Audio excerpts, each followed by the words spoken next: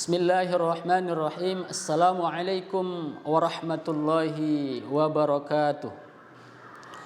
Innal hamdalillah nahmaduhu wa nasta'inuhu wa nastaghfiruh wa na'udzu billahi min syururi anfusina wa min sayyiati a'malina. May yahdihillahu fala mudhillalah wa may yudlil fala hadiyalah. Asyhadu an la ilaha illallah wahdahu la syarikalah wa asyhadu anna Muhammadan 'abduhu wa rasuluh. Rabbi syrah li sadari wa yassir li amri wahlul 'uqdatam min lisani yafqahu qawli. Bersyukur kita kepada Allah dengan mengucapkan alhamdulillah. Berselawat kita kepada baginda Rasulullah sallallahu alaihi wasallam dengan lafaz Allahumma salli ala Muhammad wa ala ali Muhammad. Pemirsa YPSA TV yang dirahmati Allah Subhanahu wa taala. Salah satu hikmah ibadah puasa adalah membersihkan jiwa dari penyakit-penyakit hati, terutama sifat sombong. Bila kita kaji seluruh rukun Islam yang 5, memiliki tujuan atau memiliki hikmah membersihkan dari sifat sombong. Mengapa? Karena dahulu ada satu makhluk Allah yang paling mulia, bahkan derajatnya jauh di atas malaikat. Akibat kesombongannya ia menjadi makhluk terlaknat, yaitu iblis laknatullah alaih. Allah berfirman, wala tamshi fil ardi maraha. Janganlah berjalan di muka bumi Allah ini dalam menyombongkan atau membanggakan diri. Yang pertama, mengucap 2 kalimat syahadat. Asyhadu an la ilaha illallah wa asyhadu anna Muhammadar Rasulullah. Aku bersaksi bahwa tiada Tuhan selain Allah dan aku bersaksi bahwa Muhammad utusan Allah. Ini maknanya adalah aku bersaksi bahwa tiada yang patut disembah kecuali Allah dimanapun dan kapanpun. Ini maknanya juga bahwa hanya Allah lah tempat meminta atas semua segala permohonan. Dan ini juga bisa dimaknakan bahwa hanya Allah lah pemilik alam semesta dan segala yang ada di dalamnya. Kalau keyakinan ini telah mantap di dalam hati, tidak ada lagi pantas kita untuk menyombongkan atau untuk membanggakan diri. Yang kedua, pemirsa YPSA TV yang berbahagia,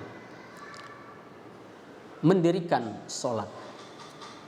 Orang yang senantiasa mendirikan sholat akan terkikis sifat kesombongan dari dalam hatinya. Mengapa? Di dalam sholat ada satu rukun disebut sujud, di mana anggota tubuh manusia ketika sujud diletakkan pada tempat yang terendah. Ketika kita sholat, anggota atau kepala kita disejajarkan dengan kaki. Ketika kita berdiri tegak, kepala masih di atas. Begitu juga saat duduk, kepala masih tetap di atas. Namun ketika kita sujud, kepala diletakkan pada tempat terendah, kepala diletakkan ke bawah, menandakan, menggambarkan betapa lemah kita di hadapan Allah Subhanahu wa taala. La haula wala quwata illa billah. Tiada daya dan kekuatan melainkan dari Allah Subhanahu wa taala. Kepala ditundukkan ke bawah menandakan betapa hinanya kita. Namun Allah menciptakan manusia sebaik-baik ciptaan di antara para makhluknya. Allah tutup kekurangan, Allah tutup aib kita agar terlihat terhormat di mata manusia. Allah cukupkan kebutuhan kita agar kita senantiasa mensyukuri nikmat Allah Subhanahu wa taala. Orang yang senantiasa mendirikan sholat akan terkikis sifat sombong dari dalam hatinya.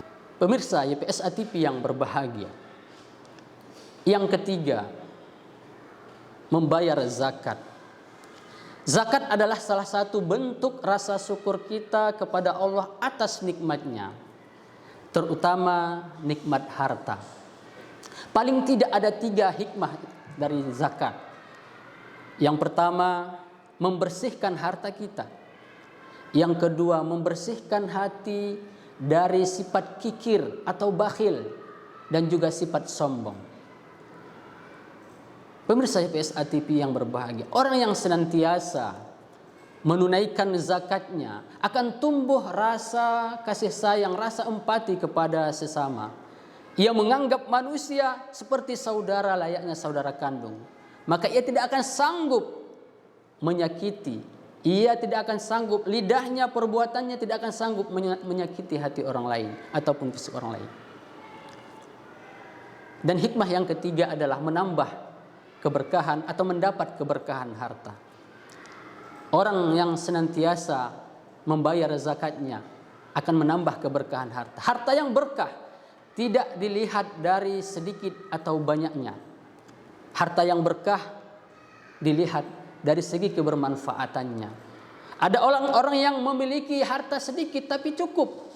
Ada orang yang memiliki harta yang banyak tapi ia tetap merasa tidak puas. Namun beruntunglah orang yang memiliki harta yang banyak, namun ia gunakan untuk membantu dan untuk menginfakkan di jalan Allah Subhanahu wa taala. Dan yang keempat, berpuasa di bulan Ramadan.